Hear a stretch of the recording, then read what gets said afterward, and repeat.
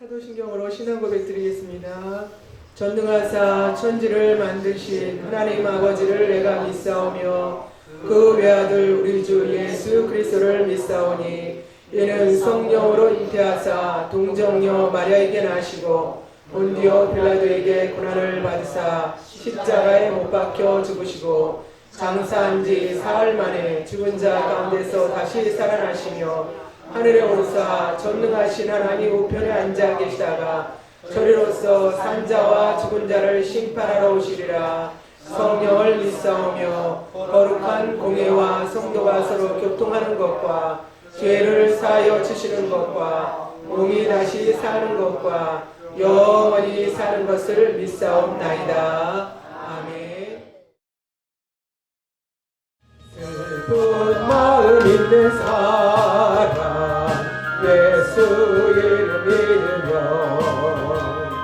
영원토록 변함없는 기쁜 마음 얻으려니 예수의 이름은 세상의 소망이요 예수의 이름은 전국의 기쁨일세 거룩하신 주의 이름 너의 방패 삼아라. 환난 시험 당할 때에 주께 기도드려라네. 예수의 이름은 세상의 소망이라네. 예수의 이름은 전국의 기쁨일세 존귀하신 주의 이름 우리 기쁨되도다. 주의 품에 안길 때에 기뻐 찬송 부르려니 예수의 이름은 세상의 소망이라니 예수의 이름은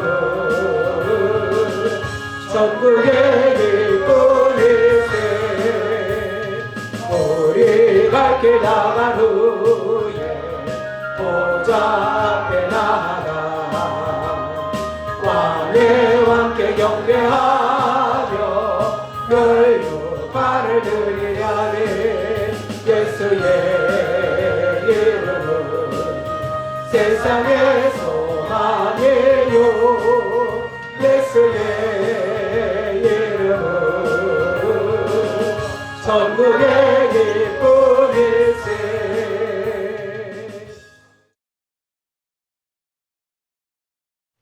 누가복음 8장 40절부터 56절까지 제가 가진 성경으로는 105페이지입니다. 누가복음 8장 40절부터 56절까지 한 절씩 교독하시겠습니다. 누가복음 8장 40절부터 56절까지 말씀입니다. 예수께서 돌아오심에 무리가 환영하니 이는 다 기다렸음이로라.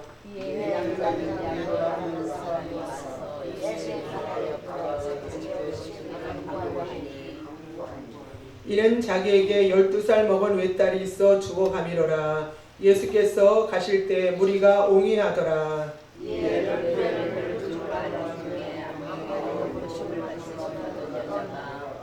예수의 뒤로 와서 그 옷가에 손을 대니 혈류증이 즉시 그쳤더라.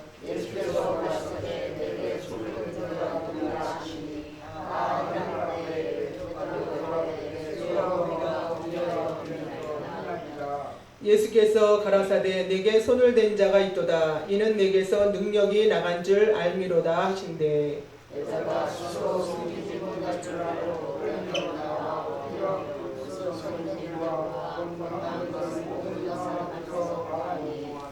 예수께서 이르시되 딸아 내 믿음이 너를 구원하였으니 평안히 가라 하시더라.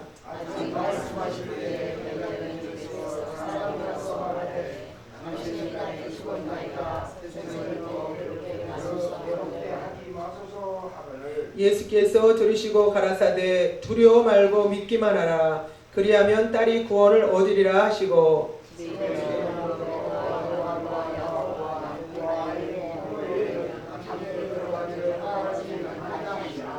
모든 사람이 아이를 위하여 울며 통곡하며 예수께서 이르시되 울지 말라 죽은 것이 아니라 잔다 하시니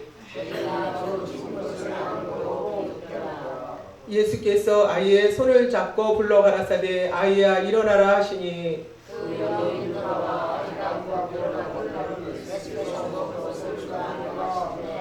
함께 하겠습니다. 그 부모가 놀라는지라 예수께서 경계하사 이 일을 아무에게도 말하지 말라 하시니라. 아멘. 우리 옆에 분하고 인사하시겠습니다. 잘 오셨습니다.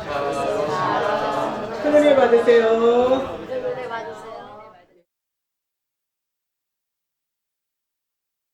나를 덮는 폭풍아 나를 향해 올 때에 난 그곳에서 주의 능력 바라보리라. 세상 아픈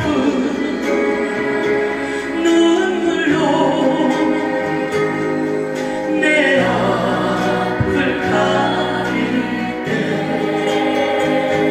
난 그곳에서 주님 사랑 생각하리라. 사랑이 가로막혀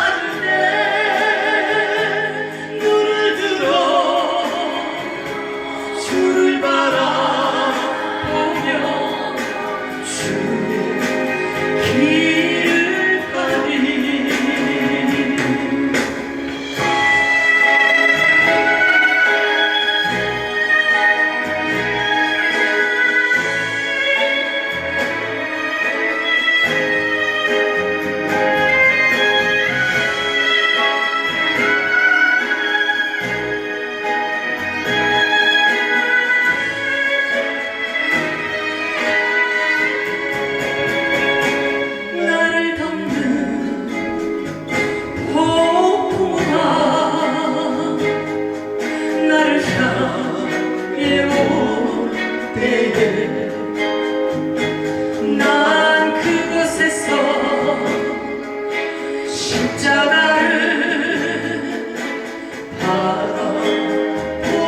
바라보리라. 세상 아픈 눈물로 내 앞을 가릴 때 난 그곳에서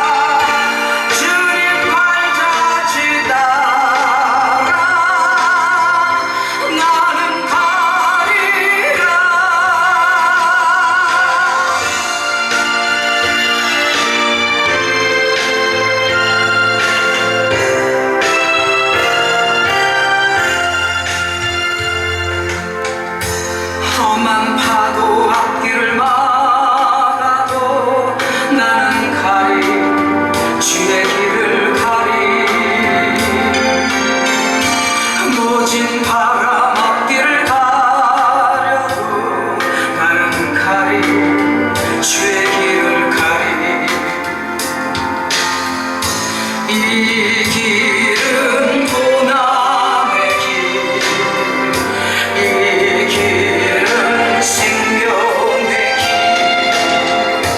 나를 구원하신 주님이 십자가 지고 가신 길. 나는 가리라. 주의 길을 가리라. 주님 발자취 따라 나는 가리라. 나는 가리라. 주의 길을 가리라. 주님 발자취 따라 나는 가리라. 나는 가리라. 주의 길을 가리라. 주님 발자취 따라 나는 가리라. 나는 가리라. 주의 길을 가리라. 주님 발자취 따라 나는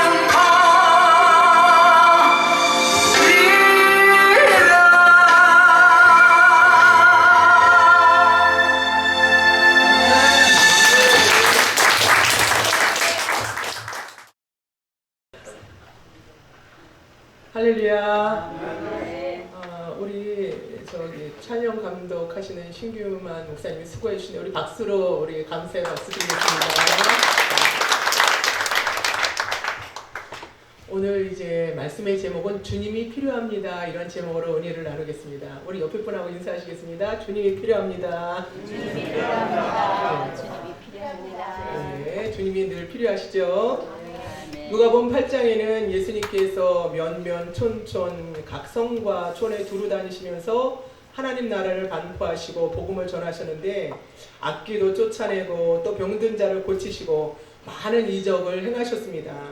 특별히 본장에는 4가지 이적을 행하셨습니다. 첫째로 바다에 몰아치는 광풍을 아주 명해서 하나님의 말씀으로 명해서 잔잔케 하셨습니다. 또 거라사인의 군대 귀신에게 잡혀 고통당하는 자를 고쳐주신 그러한 이적을 베풀어 주셨고, 또 3번째로는 12해를 혈류증으로 앓는 여자를 치료해 주셨습니다. 그리고 4번째로는 해당장의 무남동녀 12살 먹은 소녀를 죽음에서 살리셨습니다. 이 4가지 사건은 공관복음, 마태복음, 마가복음, 누가복음에서 다 같이 기록하고 있습니다. 이 모든 이적들의 중요한 의미는 첫째로 하나님의 영광을 드러낸 그러한 이적이라는 것입니다. 두 번째로는 예수 그리스도는 하나님의 아들이시고 메시아이심을 나타내는 그러한 이적입니다. 그리고 세 번째로 인간에 대한, 사람에 대한 하나님의 사랑을 확증해 주시는 것입니다. 우리가 잊지 말아야 할 것은 이적 중에 최고의 이적은 예수 그리스도께서 동정녀의 몸에서 탄생하셨다는 것입니다. 내 병이 낫고 또 내 문제가 해결받고 그런 것을 우리는 많이 관심을 갖고 큰 이적이라고 생각하지만, 가장 큰 이적은 예수 그리스도께서 하늘 보좌를 버리시고 동정녀의 몸에 탄생하시고 또 우리를 위해서 십자가에 돌아가시고 부활하신 것이 가장 큰 이적이라고, 또 우리는 가장 참으로 귀중하게 생각하고 믿어야 할 그러한 사건인 것입니다. 성도는 이 사건에 대한 확신의 믿음이 있어야 하는 것이 가장 귀중한 것입니다. 예수님이 가시는 곳곳에 이적과 기사가 나타납니다. 이러므로 수많은 사람들이 인산인해를 이루면서 예수님께 모여듭니다. 누가복음을 기록한 그 누가는 의사였죠. 그리고 예수님의 제자였죠. 누가는 예수님을 따르는 사람들의 수요에 대해서 성경에 기록하기를 7장 11절에는 허다한 무리가 쫓았다. 수많은 무리가 쫓았다는 것이죠. 그리고 8장 4절에는 큰 무리가 쫓았다 기록하고 있습니다.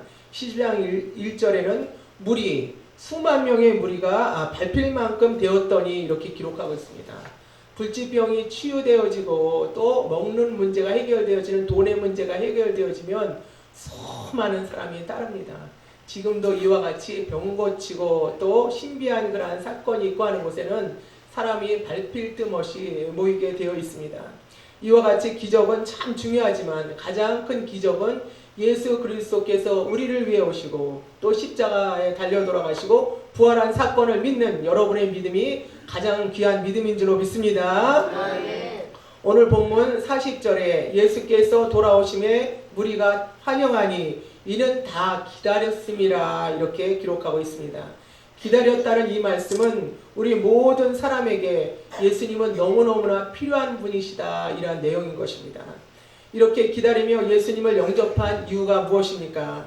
예수님의 도우심이 너무너무 절실했기 때문에 그렇습니다.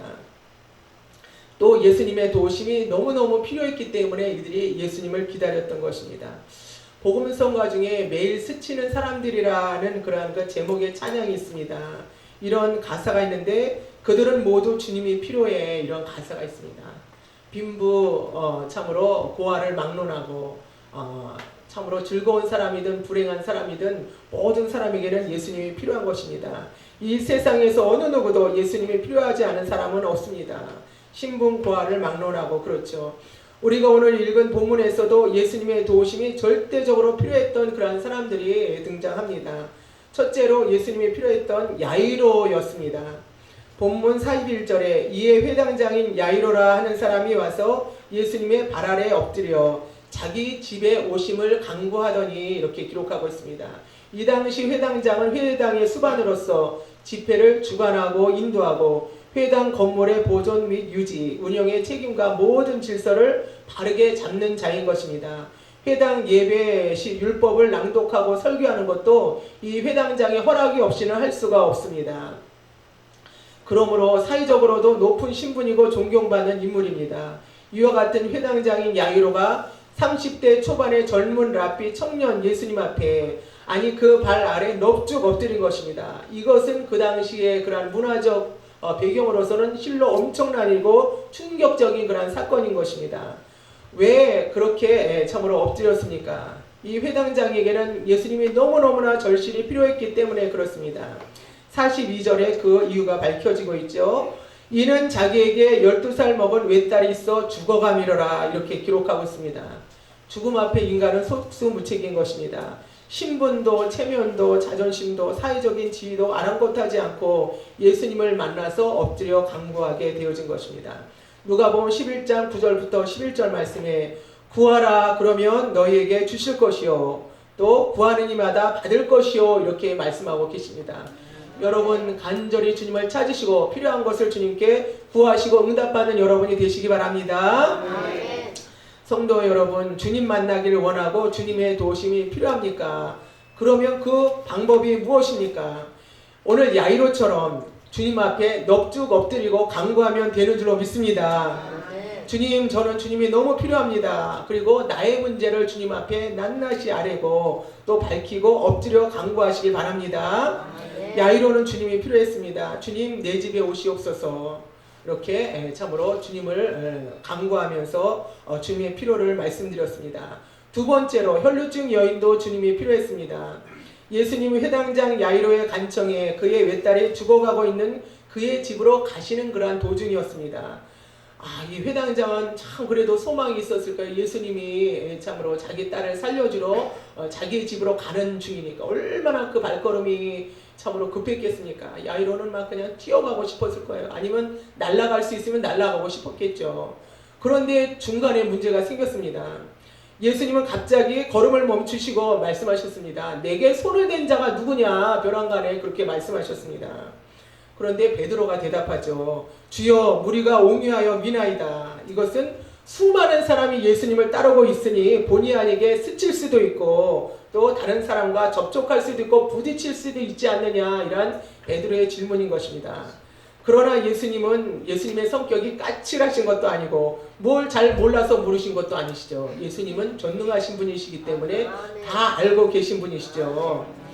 그런데 예수님은 사람을 사랑하시고 신성과 인성을 다 겸비하셨으므로 사람의 생각까지도 꿰뚫어 보시는 분이시기 때문에 이미 다 알고 질문을 던지신 것입니다. 또한 주님의 능력으로 치유함을 받은 자를 밝히고 하나님 앞에 영광을 돌리며 치유함을 받은 그를 더 온전케 하시기 위함이었습니다.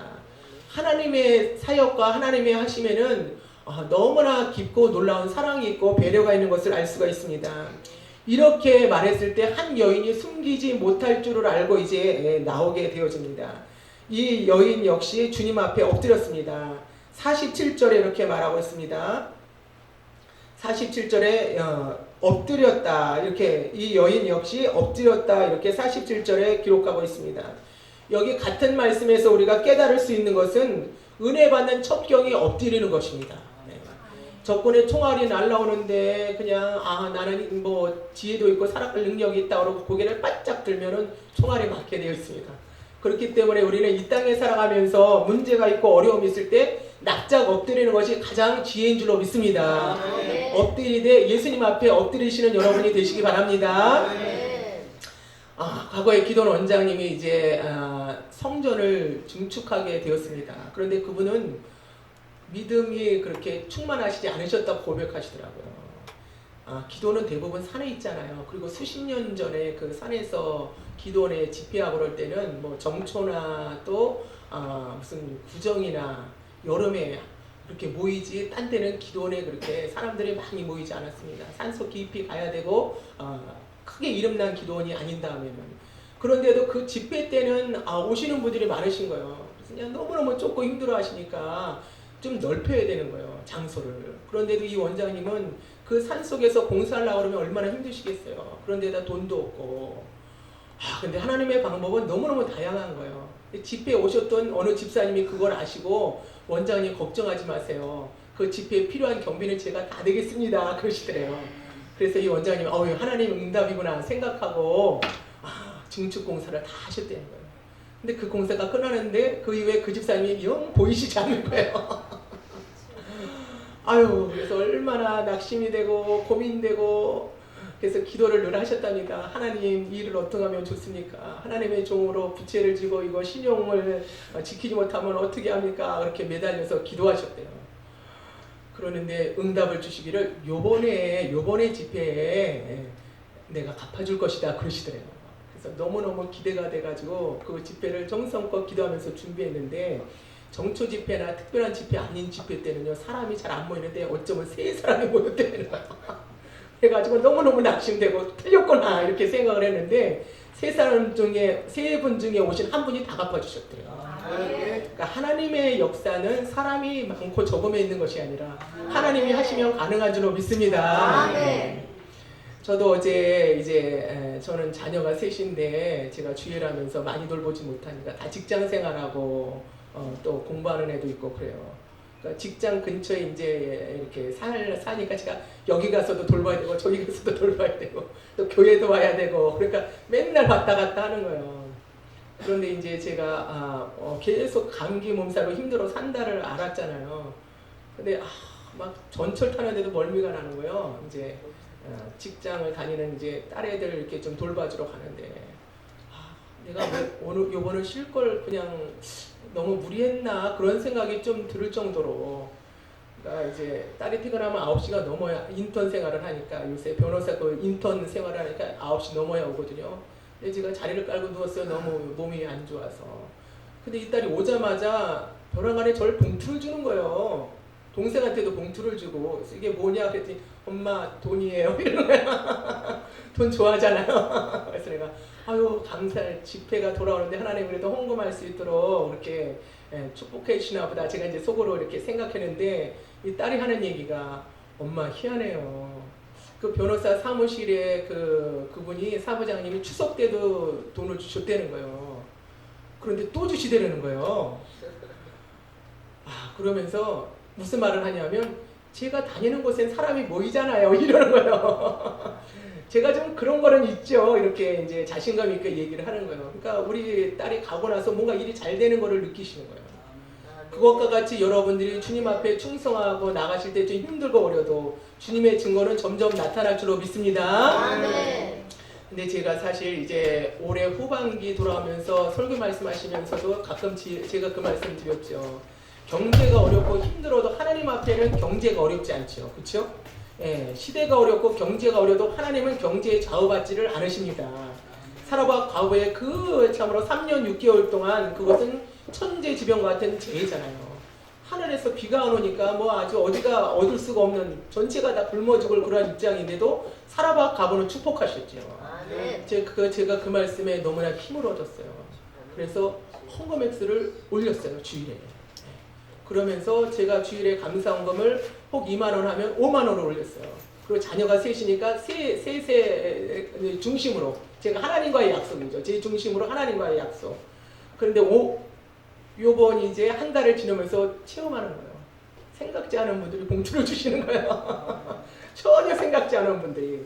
하나님의 나라는 이와 같은 줄로 믿습니다. 아멘. 심는 대로 거두는 줄로 믿습니다. 아멘. 그런데 우리가 뭘 받으려고 그런 것이 아니라 주님을 사랑하면, 그렇죠?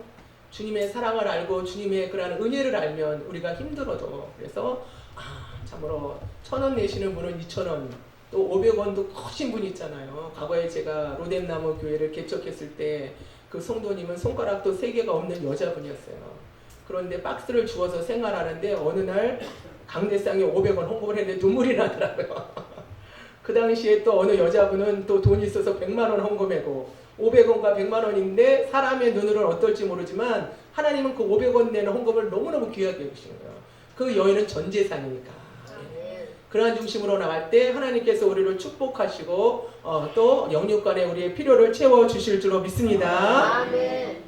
이 혈류증 여인이 예수님께 고백합니다. 이 여인은 12회를 혈류증으로 앓은 거예요.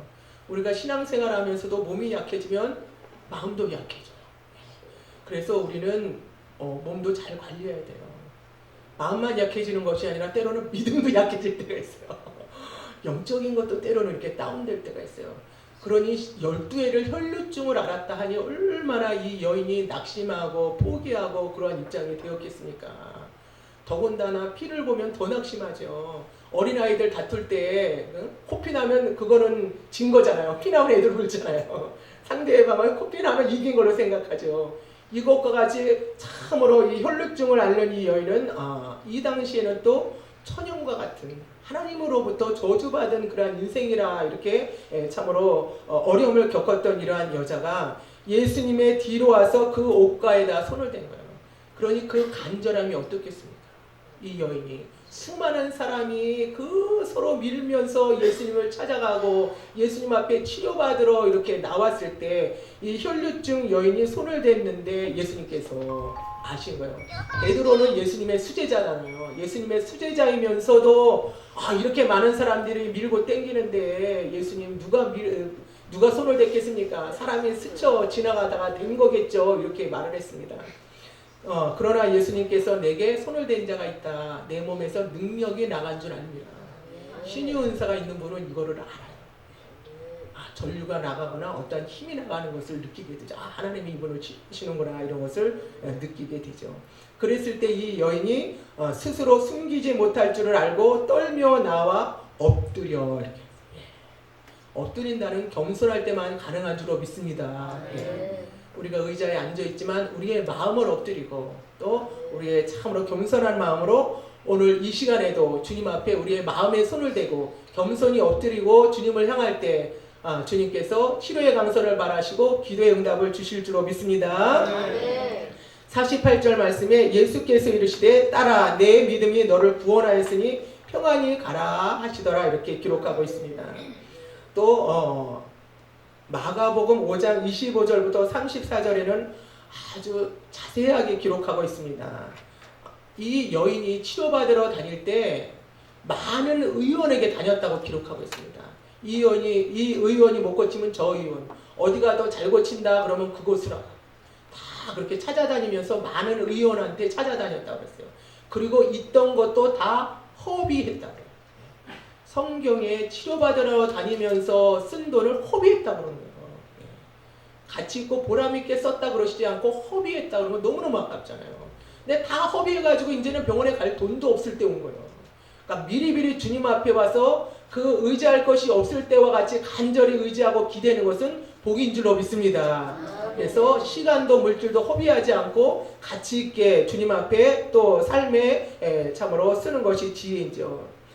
그러고 그리하고 이제 이 혈루증 여인에게 예수님께서는 문제도 해결해 주시고 또 구원도 주셨습니다. 이것은 온전함에 이르는 신앙이에요. 믿음의 삶을 살면서도 온전함에 이르는 신앙이 되기 위해서 예수님께서 이렇게 부르신 것이죠. 신앙생활하고 또 교회 다니면서 질병 치료받은 분이 한두 분이 아니죠. 집회 때 와서 암 치료받은 분, 문제에 있어서 응답받은 분이 한두 분이겠어요. 그런데도 구원함에 이르지 못하고 예수님을 떠난 사람들도 너무너무 많은 거예요. 그런데 이 여인에게 참으로 문제도 해결받고 구원도 주시는 그러한 말씀을 48절에 허락해 주신 것입니다. 예수께서 이르시되 딸아 내 믿음이 너를 구원하였으니 평안히 가라. 참으로 허비하고 어려운 그러한 인생을 살았지만 마지막에 생명 걸고 마지막에 이제 예수님 앞에 나왔던 것이죠. 그러니 18년 그렇게 12년 동안 혈루증으로 고생을 했으니 냄새도 날 것이고 몰골도 말로 다 못할 것이에요. 사람 앞에 나서기도 싫었겠죠. 그런데도 예수님 앞에 나올 수 있었거든. 그것은 대단한 용기와 믿음인 줄로 믿습니다. 요즘에는 우리나라에 왜 이렇게 자살률이 많아요. 유튜브로 뉴스를 보면 20대, 30대 청년들이 자살하는 거예요. 원룸에 혼자 살다가 외롭고 힘들고 살 소망이 없고 그러니까 자살하는 거예요. 그런 뉴스를 보면 너무너무 가슴이 아파요. 너무너무 가슴이 아프고 우리는 참으로 이 시대의 청년을 위해서 기도해야 될 줄로 믿습니다. 그리고 우리 자신들이 힘을 내서 주님 앞으로 자꾸 나와야 되죠. 세월이 지나고 연세 들고 그러면 자꾸 몸도 약해지고 또 가진 것도 없고 외로울 때 우리의 마음이 참으로 쓸쓸해질 때도 있지만 예수님 앞에 나올 때 주님께서 힘을 주시고 위로하시고 구원의 길로 우리를 이끌어 주실 줄로 믿습니다. 야이로는 공개적으로 주님의 필요하심을 간청했어요. 공개적으로 나와서 야이로는 자기의 그러한 그 위치도 있고 또 존경받는 그러한 자리죠. 공개적으로 나와서 떳떳하게 예수님 앞에 나와서 이제 도우심을 간청했어요. 그런데 이 혈루증 여인은 어떻게 해요? 비공개적으로 나오는 거예요. 떳떳이 내세울 것도 없고 너무나 초라하고 힘이 없고 그런 자기 위치를 알고 몰래 숨어서 예수님 앞에 나가서 살짝 손을 댔는데도 예수님 치료해 주셨죠. 예수님은 너무너무나 참으로 사랑이 있으시고 우리의 중심을 아시는 줄로 믿습니다. 그렇기 때문에 우리는 공개적으로 나오든 그렇게 공개적으로 나올 위치가 안 된 그러한 마음의 그러한 중심이라 할지라도 주님 앞에 간절히 나오고 주님을 향해서 참으로 도우심을 간구할 때 응답해 주실 줄로 믿습니다. 그리고 세 번째로는요, 믿음이 흔들리는 자에게 예수님은 너무너무 필요하신 분이십니다. 야이로는 죽어가는 어린 딸을 살리기 위해 예수님 앞에 엎드려 간청했습니다. 우리 집에 오셔서 죽어가는 어린 딸을 살려달라고. 그리고 어린 딸 하나고 외딸이라고 기록되어 있죠. 12살쯤 되면 이제 소녀티가 나고 얼마나 사랑스럽겠습니까? 그런데 이렇게 예수님께서 참으로 야이로의 집으로 가는 도중에 혈루증 여인이 나온 거예요. 그냥 1초가 급한데 혈루증이 여인이 나와서 또 예수님은 또 지체하시는 거예요. 아니 치료가 됐다고 그냥 빨리 오시지 누가 내 몸에 손을 댔느냐 그러시면서 또 그 여인 나오고 우리는 각자 내 문제가 급하거든요. 저 사람은 암이 걸렸어도 지금 내 그냥 뭐 발가락 썩어가는 게 더 급한 거예요. 내 감기가 더 급하고 다 인생은 똑같죠. 그러니 이 야이로가 얼마나 속이 탔겠어요. 막 그냥 아주 피가 마르는 것 같겠죠. 저 여인 내비두고 우리 집으로 가세요. 막 그런 말을 하고 싶을 정도였겠죠. 야이로는 속으로 마음이 너무너무 불안했을 것입니다. 죽어가는 딸을 생각하면 1분 1초가 급합니다. 아니나 다를까 집에서 사람들이 온 거예요. 집에서 사람들이 와서 딸이 죽었다고 이렇게 말합니다. 그러니 야이로가 덜컹하고 아주 그냥 심장이 아주 그냥 떨어지는 것 같겠죠. 그랬을 때 야이로가 예수님께 이제 더 이상 저희 집에 오실 필요가 없습니다. 이렇게 말할 수밖에 없는 그렇게 말할 수밖에 없는 그러한 그 입장이었습니다. 그리고 집에서 온 사람들이 이렇게 말했습니다. 선생님을 더 괴롭게 맞소서. 선생님을 더 괴롭게 맞소서라고 말했습니다. 이 말은 회당장의 딸이 죽었으니 예수님께서 오실 필요가 없다는 것입니다. 살아있을 때는 그래도 어떻게 고쳐볼 수가 있겠다지만 죽었으니 할 수 없다는 것입니다. 야이로는 이제 선택해야 하는 것입니다. 예수님 여기까지 수고하셨습니다. 딸이 죽었으니 갈 필요가 없어졌습니다. 아무튼 이때 야이로의 믿음이 얼마나 순간 흔들렸겠습니까? 믿음의 삶을 살아가고 또 기도의 응답을 받으면서 살아가는 것이 때로는 이렇게 막 간이 녹아내릴 때가 있어요. 교회를 옮긴다든가 뭐 기도원에 땅을 사다든가 뭐 잔금을 좀 치러야 된다든가 이럴 때 막 기적이 거저 일어나는 게 아니거든요. 참, 하나님의 역사하심은 때로는 우리가 그렇게 인간적인 그냥 안타까움, 막 피가 마르는 것 같은 그런 순간순간도 다 겪으면서 우리의 믿음이 성장하는 것입니다. 저는 주님께 받은 응답이 이제 제가 기도의 그런 그 파수꾼이라고 말씀하셔서 제가 이제 기도원을 하려고 과거에 그런 그 마음이 있었어요. 근데 늘 산에 가서 기도하고 기도 생활 많이 하면 영이 맑아지고 주님을 사랑하게 되고 영혼을 사랑하는 마음이 뜨거워지죠. 물론 말씀 속에도 있고 너무 분주다사하다 보면 참 좀 우리의 마음이 식어질 때가 있어요. 근데 그 당시에 제가 일주일을 금식했어요. 하나님이 자꾸 마음을 주시니까 일주일을 금식했어요. 근데 제가 신앙생활 해오면서 이렇게 작정기도하거나 금식기도를 자꾸 마음을 주실 때는 좋은 일이 올 때 받을 수 있는 그릇으로 깨끗게 하시려고. 그리고 또 분별할 수 있는 지혜를 주시고 또 때로는 어려운 일이 올 때 피할 수 있는 길을 주시고 그렇게 하나님께서 지혜를 주시려고 시키실 때가 있어요. 그래서 좀 힘들어도 순종할 때 이제 하나님 응답을 받게 되죠. 제가 일주일을 금식하고 나는데 생각지 않은 어느 분이 부르시더라고요. 그러면서 저에게 5천만 원을 이렇게 앞에다 내놓으시더니 이날까지 주의를 하는 거 보니까 너무너무 열심히 최선을 다해서 하더라고요. 그러니까 이거 가지고 참으로 하나님의 일을 더 열심히 하라고 이렇게 말씀하셨어요. 그러면서 그냥 그렇게 말씀하시고 말았으면 좋은데 성경에 보면 엘리라는 제사장이 있는데 하나님의 뜻대로 최선을 다해서 살아가는 사람이 아닐 때 오히려 너무 큰 어려움을 겪었잖아요. 그건 저주죠. 그 말씀을 하시면서 주시니까 내가 속으로 안 받고 싶더라고. 이렇게 부담을 주시나.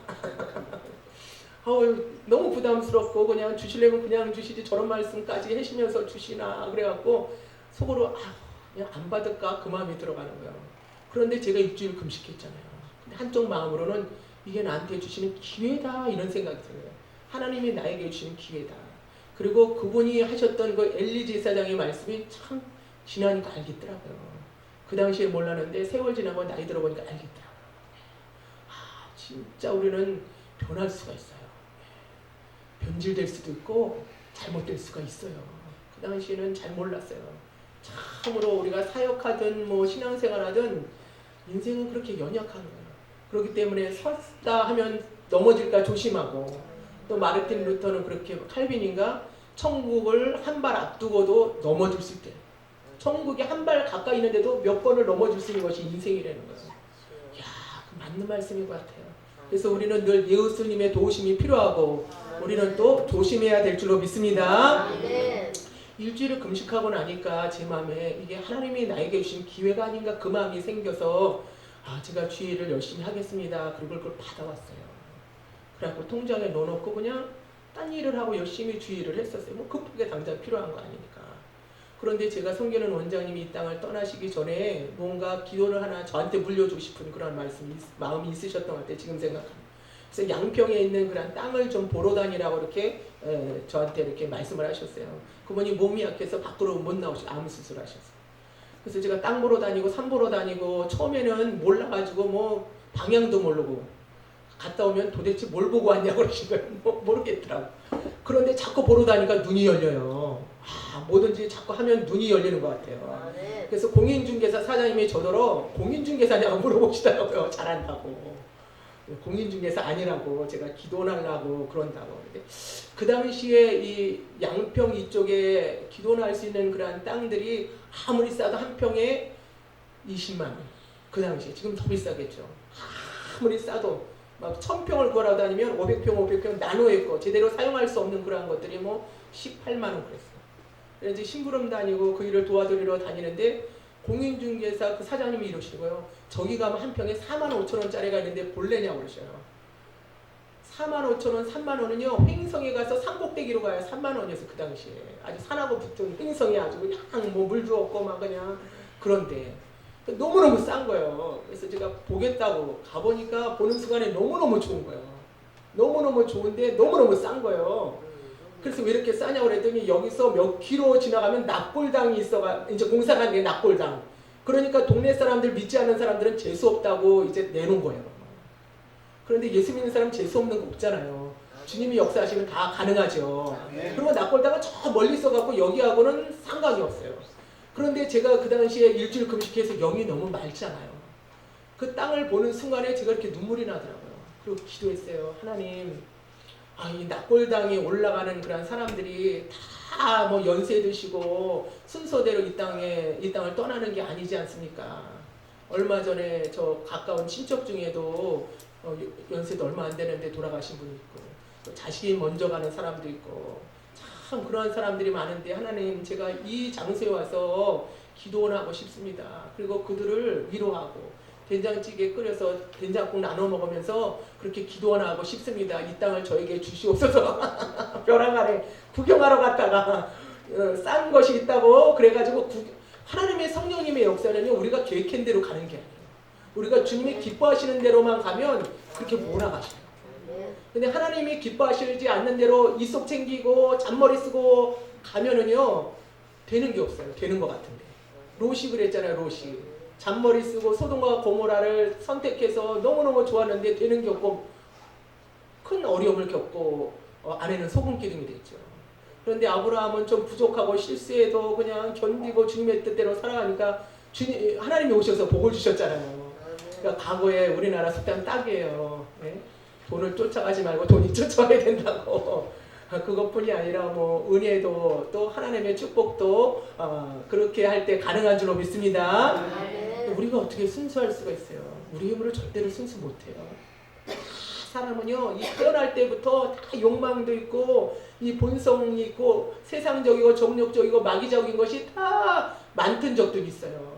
그래서 우리는 은혜 받아야 될 줄로 믿습니다. 하나님 사랑 받아야 돼. 그 사랑은 십자가의 사랑을 받고 또 하나님으로부터 책임지는 그런 인생. 우리가 좀 손해나고 어리석은 것 같아도 지나보면 주님이 채워주시고 손해보고 어리석은 것 같아도 주님이 채워주시고 이러한 삶을 살아갈 때만이 가능한 줄로 믿습니다.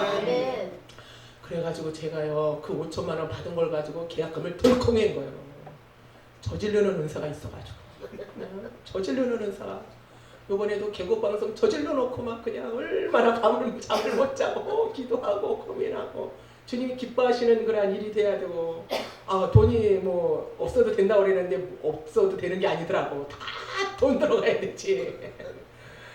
그래서 내가 저지르는 일이 다시 또 이제 발동에 걸렸구나. 제가 이제 그런 생각을 하면서 근데 주님이 기뻐하시는 일은 저지를 때 역사는 나타나는 줄 믿습니다. 성경에 보면 베드로가 그랬잖아요. 베드로가 주님이 기뻐하시는 일엔 나서고 물에 빠지고 막 그냥 그래도 예수님의 수제자가 됐어요. 베드로가 그냥 챙기고 그냥 물 한 방울 안 튕기려고 그러고 막 그런 사람들은 다 뒤에 제자가 됐어. 그런데도 베드로는 수제자가 됐죠. 그래서 제가 그것을 이제 계약했는데 지금도 평수를 잊어버리지 않아요. 2429 그거 팔으려고 얼마나 눈물을 기대는지 2429 2429평 평수도 2429평은 보통 넓은 평수가 아니에요. 이렇게 다듬어 놓으면. 그래서 어느 분들 간증 들어보면 주님 앞에 기도했더니 뭐 돈 주더라 그런 간증 들은 게 있잖아요. 남의 간증. 그래가지고 5천만 원에 그걸 계약해 놓고 또 덜컥 한 달 후에 중도금 갚겠습니다. 한 달 후에 또 잔금 갚겠습니다. 계약은 다 해놨어요.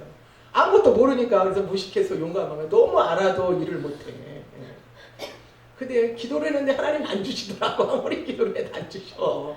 그 훈련인 것 같아. 지나가 보니까 하나님 훈련이더라고. 주시는 경우도 있고 그걸 통해서 훈련하시는 경우도 있고 그걸 통해서 하나님의 뜻을 이루시는 경우도 있고 참으로 다양해요. 하나님의 우리를 이끌어 가시는. 그래서 중도금을 한 번 미루고 두 번 미루고 세 번 미루고 그랬더니 공인중개사 그 사장님이 처음엔 사모님 그러더니 나중에 이 여자가 막 이렇게 나오더라고. 이 여자가 저 여자가 막 이렇게 나오더라고. 아유, 그러니 제가 얼마나 마음을 쪼르겠어요. 더군다나 이거는 하나님의 일 하라고 또 엘리 제사장 같은 말씀 뭐 그거 참 그런 어려운 말씀도 들었는데 그리고 제가 이걸 왜 받았나 왜 받았나, 이걸 왜 계약을 했나, 막 그런 마음이 들어가고, 또 그곳까지 제가 이제 버스를 타고 하루 갔어요. 우유 하나 사고 카스테라 빵을 하나 사고 산에 가서 기도해야지. 그러면서 버스를 타고 가는데 어느 분이 막 웃으면서 가시더라고요. 그래서 저 사람 뭐가 이렇게 재미있어서 웃나. 제가 너무너무 마음고생하니까 어느 순간에 제가 결단해서 이렇게 이러다가 돈 잃고 건강 잃겠다. 그래서 포기했어요. 내려놓으니까 마음 편하더라고요. 포기해야지. 안 되겠다. 이거 안 되는가 보다. 제가 이러고 5천만 원을 내려놔 버렸어요. 내려놓으니까 밥맛도 있고 살겠더라고요. 그리고 내려놓고 나서 이제 가서 사정했어요. 지금 중도금 드릴 돈이 없으니까 잔금 때 같이 드리겠다고. 그러니까 마지막 한 번 또 이제 기회를 찾는 거죠. 그리고 나서 제가 주님 앞에 지혜를 구했어요. 하나님, 어떻게 해야 이 문제를 해결할 수 있습니까? 저에게 지혜를 주세요. 지혜를 주세요. 그러니까 생각나요. 지혜를 달라고 그전에도 기도했는데 코너에 몰리고 내 자존심을 내려놓고 그 5천만 원도 잃어버렸다 내려놓고 나니까 뭐든 이렇게 쥐고 있을 때 어려운 거예요. 내려놔야 되는 거예요. 내려놔야. 그러니까 어느 사람이 생각나는 거예요. 그리고 지혜가 생각이 나요. 찾아가가지고 제가 이러저러한 땅이 있어가지고 그렇게 싸게 제가 계약을 했는데 잔금을 좀 꿔달라고. 제가 못 갚으면 이 5천만 원 이거 다 당신한테 드리겠으니까 당신이 그걸 잡으라고. 그러니까 그거를 꿔주시더라고요. 그래갖고 그 잔금을 참으로 꿔가지고 이제 갚았죠. 그러니까 그 공인중개사도 그렇고 그 상대의 그 돈 못 받아서 그랬던 그분도 뭐 이 여자가 저 여자가 하다가 순간금 받으니까 미안해가지고 너무 미안하니까 그 복비를 얼마나 깎아주는지 나를 너무 괴롭히고 막 그래가지고 복비를 막 거의 깎아주는 거예요. 저도 나오면서 참 해결하려니까 순간인데 왜 이렇게 마음을 졸였나 제가 그렇게 생각하면서 더 내가 강하고 담대해야 되는데 그렇게 생각을 했어요. 근데 그러고 나서 공인중개사 있는 분이 이러시는 거예요. 그 당시에는 금방 팔아도 양도소득세가 없던데요. 지금 같으면 3년인가 지나야 팔아야 양도소득세를 안 내도 되잖아요. 그 당시에는 내일 팔아도 양도소득세가 없어요. 등기 나한테 오면. 그러니까 하나님이 주시는 기회인 것 같아요. 그리고 우리가 주변의 말도 잘 듣는 것도 지혜인 줄로 믿습니다. 공인중개사 그 사장님이 뭐라고 하셨냐면 저한테 사모님 그렇게 돈이 없으면 이거 되팔으시라고. 이거 조금만 관리해서 팔으시면 평당 10만 원은 받을 수 있다고. 4만 5천 원에 해가지고 10만 원 금방 뛰는 거잖아요. 내가 그걸 관리하고 이렇게 공사할 돈이 어디 있어요. 그러니까 딴 분들 하는 걸 이렇게 봤어요. 그랬더니 교차로 뭐 이렇게 그 광고 내는 데 있잖아요. 본인이 직접 내는 거. 거기다가 내가 다 냈어요. 내가 낸다, 급하다, 뭐 남이 하는 것만 다 봐보고. 그리고 청보산 기도원에 가서 제가 기도했거든요. 청보산 기도원에 가서 하나님 이거 팔아달라고. 이거 참으로 잔금 꿔었던 사람한테 빨리 갚지 않으면 이거 다 넘어간다고. 그래서 청보산 기도원에 가서 기도했는데 계속 기도해도 사람들이 보고 마음에 드는데 돈이 없다 이러는 거예요. 그런데 그 광고 냈을 때 제가 망호동 내 사는 데가 이쪽이잖아요. 동대문. 광고 냈는데 그 공인중개사 그분이 이러시는 거예요. 이 어려운 지역에 있는 분들은 사고 싶어도 돈이 없어 못 산다는 거예요. 송파나 강남 이런 데로 내는 거예요. 그래가지고 그분 말을 듣고 송파 강남 그쪽으로 냈어요. 그리고 얼마 안 있다 팔렸어요. 그래서 세상 일도 지혜가 필요하고 하나님의 일도 지혜가 필요한 줄로 믿습니다. 그리고 천보산 기도원에 가서 그때 기도할 때 이제 코로나로 몰리니까 기도가 간절하잖아요. 예수님의 도우심이 너무너무 필요하죠. 천보산 기도원에 기도굴에 가서 기도하는데 이제 공인중개사 그분한테 전화 온 거예요. 지금 어느 분이 너무너무 마음에 들어 하는데 복덕방이 세 군데가 지금 이렇게 끼었대는 거예요. 그래서 제가 팔아달라고 아저씨 저 너무나 급하다고 그러고 전화 끊고 기도하는데 지혜가 생기는 거야. 지혜가. 그래갖고 제가 그분한테 다시 전화했어요. 복덕방에 세 군데가 끼어 있지만 제가 아저씨한테는 특별히 더 드리겠습니다. 아저씨 책임지고 이거 좀 팔아달라고 그랬더니 그 아저씨가 너무너무 발벗고 나섰거든. 그래갖고 그거 팔아놨는데 팔고 세금 떼고 다 하고 나니까 딱 현찰 1억을 남겨주신 거예요. 참 그래서 하나님께서 기도를 할 수 있는 그러한 그 땅을 살 수 있는 그러한 그 여유를 주시더라고요. 이것과 같이 우리가 힘들고 어려도 하나님의 기쁨이 되기 위해서 하나님이 기뻐하시는 그러한 일들을 감당하기 위해서 살아간다면 하나님께서는 우리의 필요를 채워주실 줄로 믿습니다. 그렇게 되기 위해서 우리의 영이 맑아야 되고 힘들고 어려도 그리스도를 사랑하는 마음으로 참으로 영육간에 주님이 기뻐하시는 일들을 심는 여러분이 되시기 바랍니다. 순간순간에 얼마나 제가 막 마음이 심쿵하고 막 흔들리고 막 그러한 과정이 있었지만 끝까지 기도하고 하나님이 주신 그런 아이디어를 받았을 때 이길 수가 있었던 것이죠. 여기서 야이로도 그렇습니다. 야이로도 참으로 1분 1초가 급한데 그 혈루증 여인이 나와서 예수님과 대화하고 집에서는 또 딸이 죽었다고 또 그러한 소식을 가지고 왔을 때 얼마나 그 마음이 낙심이 되고 힘들었겠습니까? 그러나 예수님은 야이로의 어떤 선택에 말을 할 수 있는 기회를 주시지 않고 그리고 직접 말씀하십니다. 오늘 본문 50절에 예수님께서 그 하는 말을 곁에서 들으시고 회당장에게 이르시되 두려워 말고 믿기만 하라 이렇게 말씀하셨습니다. 우리 옆에 분하고 말씀하시겠습니다. 두려워 말고 믿기만 하라. 한 번 더 하겠습니다. 두려워 말고 믿기만 하라. 두려워하지 말고 믿기만 하라. 저는 이 말씀을 준비하면서 이 말씀을 저 자신에게 이렇게 고백하자 너무너무 눈물 나는 거예요. 믿음의 삶을 살아가고 또 우리가 지어진 사역을 감당하기 위해서는 때로는 너무나 두려운 그런 일들, 또 여러분이 이 땅을 살아가시면서 참으로 신앙생활 하시고 이 땅을 살아가시면서 때로는 두려울 수밖에 없는 일들이 수시로 우리에게 닥치죠. 그럴 때마다 주님께서 우리에게는 두려워 말라 믿기만 하라 이렇게 말씀하시는 줄로 믿습니다. 그런데 생각해 보면요, 두려움이라는 것은 믿음의 큰 장애물이 되죠. 두려워서 못 믿고 두려워서 벌벌 떨고 할 때 주님이 역사하시기는 어렵습니다. 그런데 때로는요, 두려움이 너무나 믿음의 생활에 도움이 돼요. 두렵기 때문에 기도하게 되어지고, 두렵기 때문에 말씀 의지하게 되어지고, 두렵기 때문에 예수님 앞으로 올 수 있기 때문에 이 두려움을 어떻게 우리가 사용하느냐에 따라서 유익을 거둘 수 있는 줄 믿습니다. 사랑하는 여러분, 예수님은 야이로의 흔들리는 믿음을 말씀으로 붙들어 주셨어요. 말씀으로 붙들어 주시는 사랑과 긍휼의 하나님이신 것입니다. 그러므로 우리 믿음의 사람들은 이 땅을 살아가면서 시험도 있고 문제도 있고 더 큰 절망적인 상태가 오더라도 주님의 몸된 교회 또 예배의 장소 또 이렇게 집회의 장소에 빠지지 말고 나와서 말씀을 들을 때 새 힘을 얻게 되어지고 또 강건한 믿음으로 회복되어지는 줄 믿습니다. 로마서 10장 10절 말씀에 사람이 마음으로 믿어 의에 이르고 입으로 시인하여 구원에 이르니. 우리가 마음에 때론 두려움이 있고 어둠이 있고 약해져도요, 주님의 말씀은 빛이잖아요. 한 말씀의 은혜만 돼도 딱 어둠은 물러가는 거예요. 오늘 특찬에도 얼마나 은혜가 되었습니까? 하늘에 사무치는 찬양한 곡만 들어도 우중은 날아가는 거예요.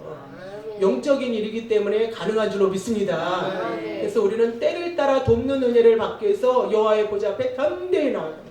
어떤 장애물도 이기고 은혜의 자리에 담대히 나올 때 주님께서 긍휼을 베푸시고 은혜를 허락해 주시는 줄로 믿습니다.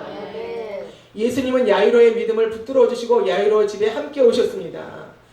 와봤더니 52절에 모든 사람이 울며 통곡하는 그런 소리가 들립니다.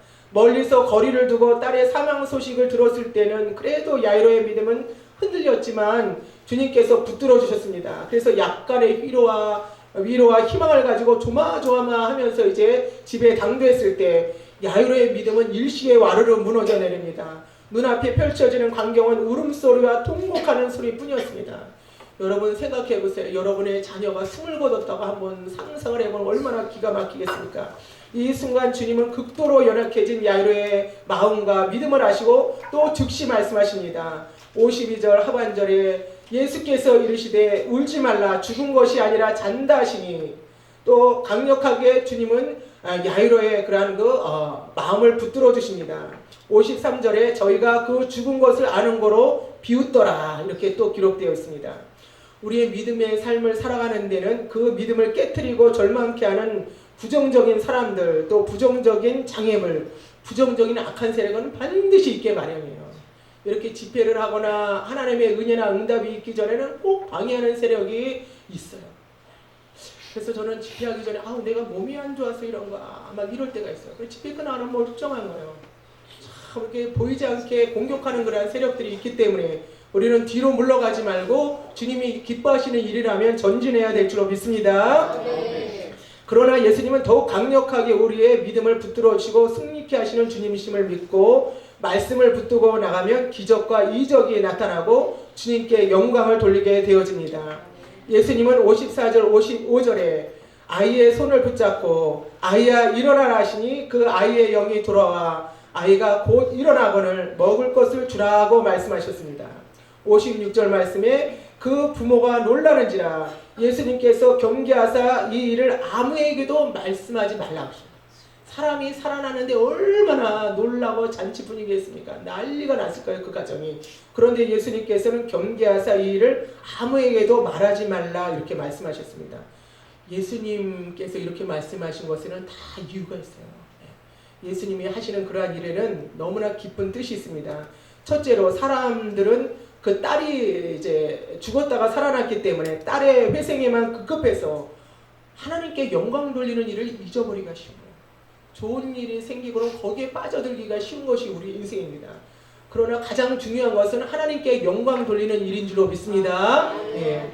그래서 이 일을 아무에게도 말하지 말라 경계하시고 또 예수님이 복음 전파의 유대인들의 회방을 받지 않게 유대인들이 그런 것을 가지고 회방하는 것이죠.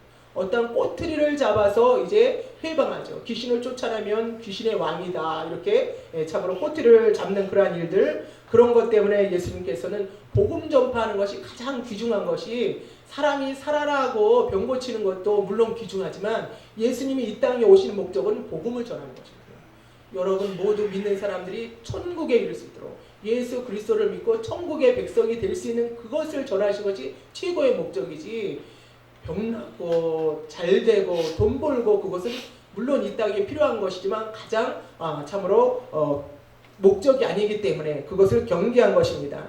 오늘 참으로 귀한 말씀을 통해서 야이로 그 딸에게도 그 가정에도 예수님은 너무너무 필요하시고 12해를 혈루증으로 앓았던 그 여인에게도 예수님은 너무너무 필요한 그러한 분이셨습니다. 그리고 우리가 신앙생활하면서 처음 예수님 믿을 때보다 마음이 약해지고 또 흔들릴 때도 있죠. 어느 그 선교사님이 이렇게 예수님 믿는 분들의 그 믿는 연도수를 얼굴을 보면 안 되는 거예요. 예수님을 믿은 지 1년도 안 된 그런 사람들 얼굴은 너무너무 밝대는 거예요. 예수님 믿은 지 예수님 만난 지 몇 달 안 되고 1년 정도밖에 안 된 분들은 너무너무 해맑고 막 즐겁고 행복한 거예요. 그런데 믿은 횟수가 오래될수록 굳어있다는 거예요. 얼굴이 까맣고. 그게 맞지 않는 일이잖아요. 그러면 안 되죠. 오래 믿을수록 더 행복하고 막 더 즐겁고 그래야 되는데 그렇지 않다는 거예요. 왜 그러냐면 잘 못 믿어서 그래. 우리가 솔직히 말해가지고 너무나 세상 것에 연연하고 너무 바쁘고 분주해서 오래 믿을수록 천국을 더 사모하고 주님 앞에 갈 날이 가까워서 행복하고 우리가 그래야 되는데 그런데 그렇지 못한 현실을 이렇게 생각해 보면 그 선교사님의 말씀이 너무너무 맞다 이런 생각을 할 때가 있습니다. 그래서 우리는 행복해야 될 줄로 믿습니다. 우리 옆에 분 얼굴을 보시면서 행복하신가? 예수님으로 행복합시다. 예, 예수님이 가장 귀하시고 돈이 귀하지, 건강이 귀하지. 그리고 예수님은 뒷전으로 밀려나서 그래요. 그래서 예수님을 가장 사랑하시고 예수님을 가장 존귀 여기시면 예수님께서도 나도 너희를 존귀 여긴다 이렇게 말씀하셨어요. 나를 존중히 여기는 자가 나의 존중함을 받는다 이렇게 말씀하셨어요. 그래서 예수님을 잘 믿는 여러분이 되셔서 믿으신 지 얼마 안 되는 분 같이 행복한 얼굴이 되시기 바랍니다. 네. 우리나라에는 지금 4사람 중에 한 사람 앞으로는 이제 3사람 중에 1사람이 암으로 돌아가신다 그러잖아요. 현대인들 중에 참으로 이러한 그 너무나 놀라운 질병의 가장 큰 원인이 몸에 좋은 거를 안 드셔서 운동이 부족해서가 아니라 스트레스래잖아요. 스트레스. 근데 스트레스 안 받을 수가 없는 현실이지 사실 생각해보면. 그렇죠? 그런데 또 스트레스를 안 받으려고 결심하면 또 안 받을 수도 있어요. 예. 어떻게 하면 안 받느냐? 그냥 나는 바보다. 나는 그냥 어린아이다. 그래서 제가 웃음 치료하는 분 그 강의를 들으니까 앞에 있는 나이를 띠라는 거예요. 여러분 앞에 있는 나이를 띠시면 연세가 몇이세요? 아무리 많아도 9살이잖아요. 9살. 아무리 많아도 9살. 9살 되시면 그걸 또 2로 나누라고 그러더라고요. 우리 옆에 분에게 한번 앞에 있는 나이를 띄고 옆에 분에게 물어보시기 바랍니다. 당신은 몇 달? 몇 살도 아니고 애기들은 몇 달? 그러잖아요. 네? 몇 살이냐고 여쭤보세요. 몇 달? 집사님 몇 달? 아, 6살이세요, 6살. 몇 달? 예. 예. 그렇게 앞에 있는 나이를 띄고 생활하는 여러분이 되시기 바랍니다. 예. 어린아이들은 그렇게 많이 웃잖아요. 근데 웃는 것보다 더 건강에 좋은 것은 감동하는 거예요. 감동하는 거예요. 여러분 오늘 우리 교회 이 앞에 이 가을을 알리는 국화 너무너무 아름답죠. 우리 국화를 쳐다보고 감탄하시기 바랍니다. 와! 와! 이것과 같이 감동할 때는요 웃고 그렇게 웃음 치료하고 웃을 때보다 더 놀라운 거라는 그 호르몬이 몸에서 이렇게 나온다는 거예요. 예, 어린 아기들은요 감동을 잘하죠. 어느 분이 그 아들이 5살인가 6살인가 그런데 어느 날 저녁에 그분이 이제 강의하시는 분이신데 아들한테 물어봤대요. 아빠의 어느 점이 좋으니? 이렇게 물어봤대요. 그랬더니 그 아이가 아빠 얼굴을 가까이 들이대면서 이 점이 좋아, 이 점이 좋아. 아빠 얼굴에 붙어있는 점을 가리키면서 이 점이 좋아, 이 점이 좋아. 그렇게 얘기하더래요. 얼마나 그 말에 웃었는지. 참 어린아이들은 순수하다 그런 생각을 해봤습니다.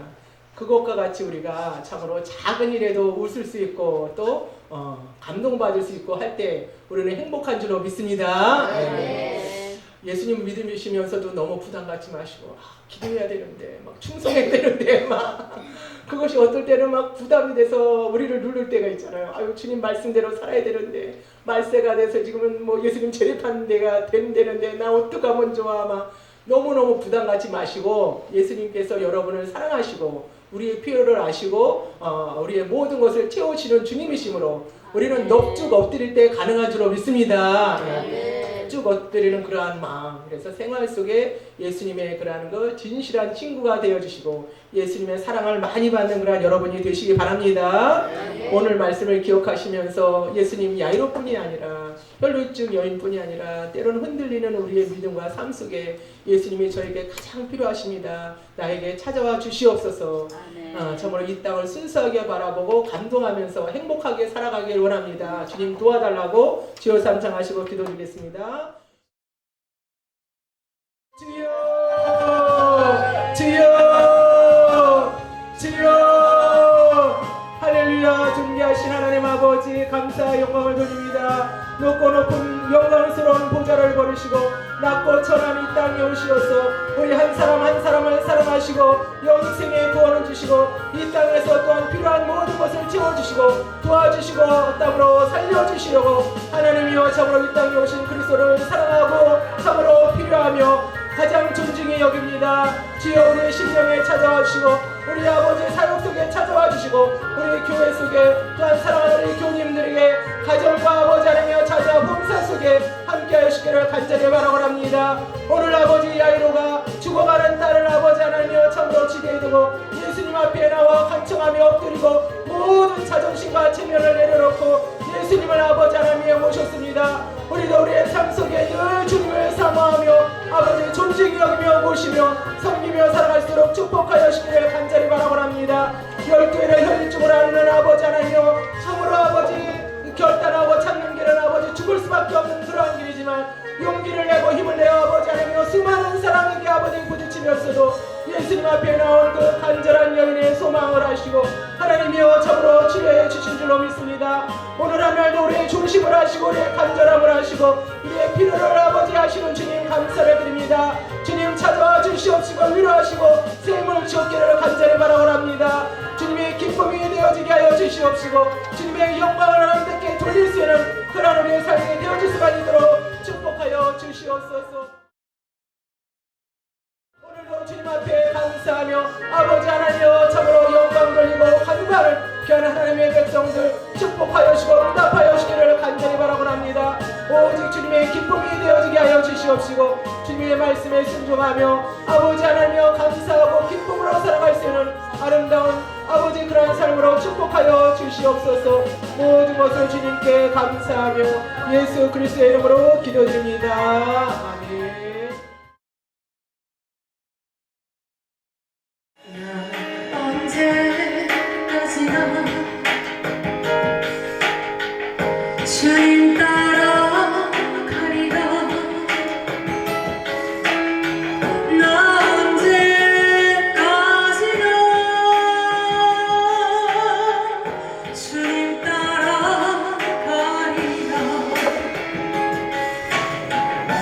주님은 나의 목자시라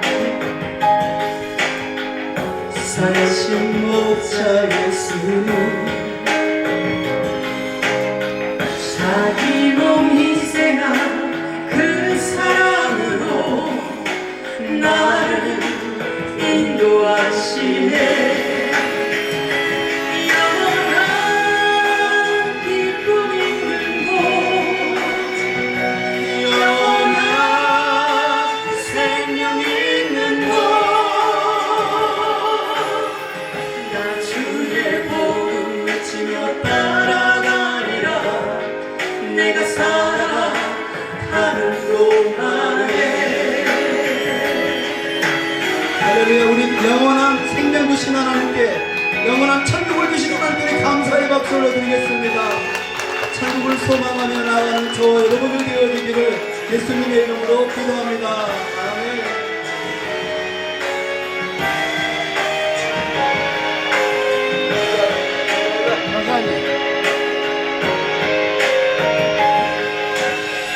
나 언제까지나 주님 따라가리라 나 언제까지나 주님 따라가리라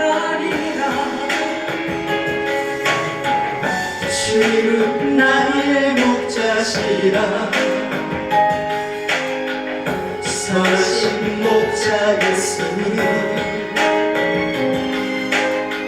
자기 몸 희생한 그 사랑으로 나를 인도하시네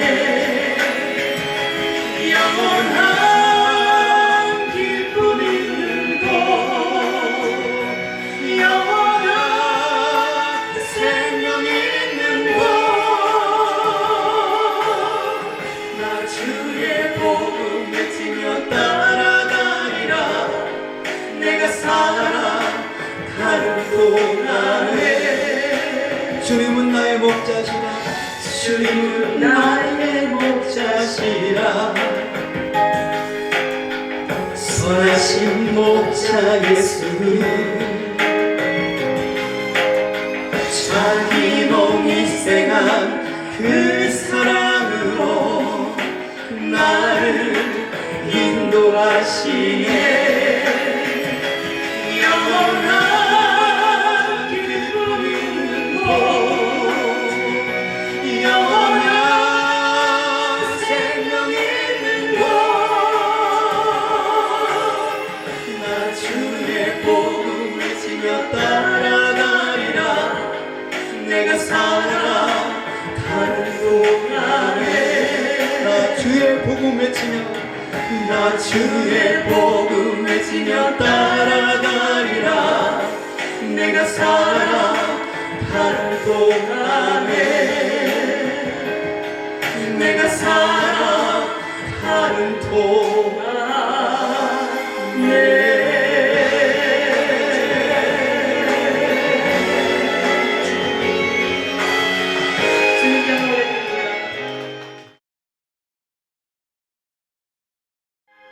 나의 신랑 되신 예수 이 땅에 신부된 나 부르시려 오도시니 나의 신랑 되신 예수님 이 땅에 신부된 나 부르시려 오도시니 할렐루야. 이 시간 박수 치면서 하나님 힘차게 찬양합니다. 아멘.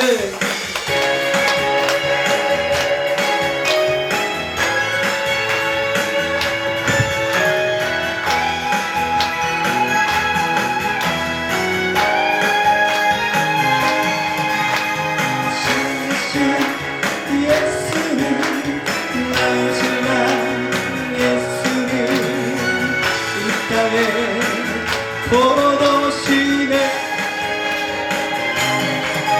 주를 맞으러 나오라 주를 맞으러 나오라 나팔 소리 들릴 때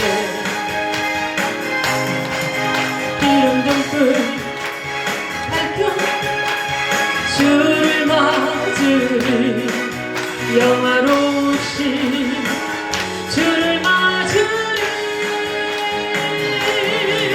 오랜 잔치 들어가 기뻐 춤을 추며 주님과 함께 기뻐하리 전국 잔치 들어가 기뻐 춤을 추며 주님과 함께 기뻐하리 함께 외칩니다. 예수님 사랑합니다. 할렐루야. 성령 충만하고 믿음 충만하여서 천국까지 준비하는 저와 여러분들 되어지기를 예수님의 이름으로 기도합니다. 아멘. 나의 신랑 대신 예수님 이 땅에 신부된 나 부르시려 본노시리 함께 외칩니다. 신랑 대신 예수님 신랑 대신 예수 나의 신랑 나의 신랑 예수 이 땅에 거두시네 이 땅에 거두시네 주를 맞으러 나오라 주를 맞으러 나 주를 맞으러 주를 맞으러 나 나팔 소리 이 나팔 소리 들릴 때 기름 등불 밝혀 기름 등불 주를 맞은 영화로우신 상의 주를 맞으리 혼인 잔치 들어 기뻐 춤을 추며 주님과 함께 기뻐하리 천국 잔치 들어가 기뻐 춤을 추며 주님과 함께 기뻐하리 함께 소리쳐 외칩니다. 주님과 함께 기뻐하리 주님과 함께 기뻐하리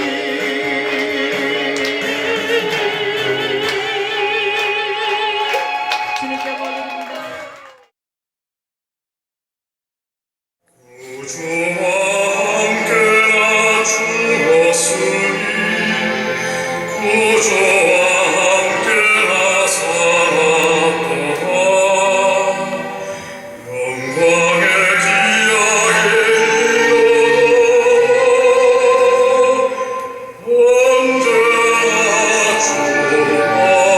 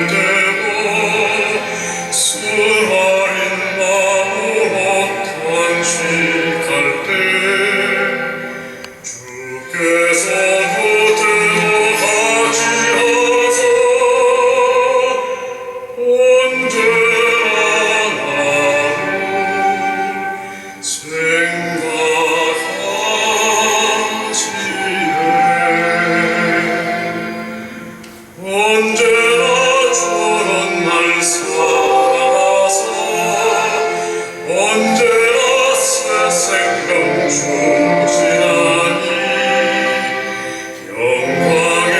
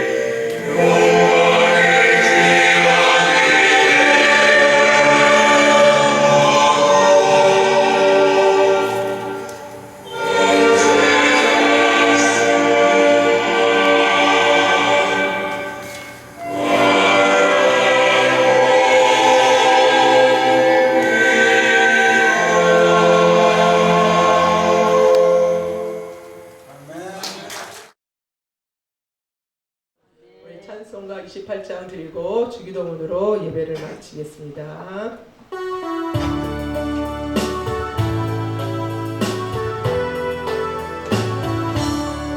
옥의 근원 강림하사 찬송하게 하소서. 한량없이 자비하신 승량할 길 없도다. 전사들의 찬송가로 나를 가르치소서. 구속하신 그 사랑을 항상 찬송합니다. 주의 크신 도움 받아 이때까지 왔으니 이와 같이 천국으로 이루기를 바라네. 하나님의 품을 떠나 죄까지 누리를 예수 구원하시려고 오열을 여주셨네. 주의 귀한 은혜 받고 일생 빌진 자들은 주의 은혜 사슬에서 나를 주게 해소서.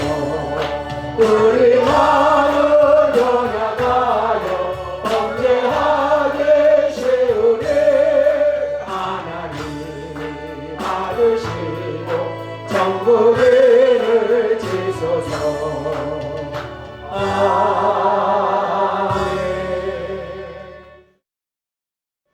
하늘에 계신 우리 아버지여, 이름이 거룩히 여김을 받으시오며 나라의 임하옵시며 뜻이 하늘에서 이룬 것 같이 땅에서도 이루어지이다.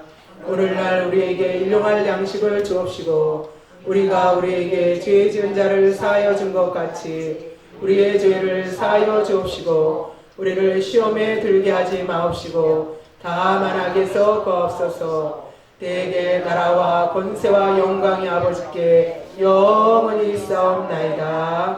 아멘.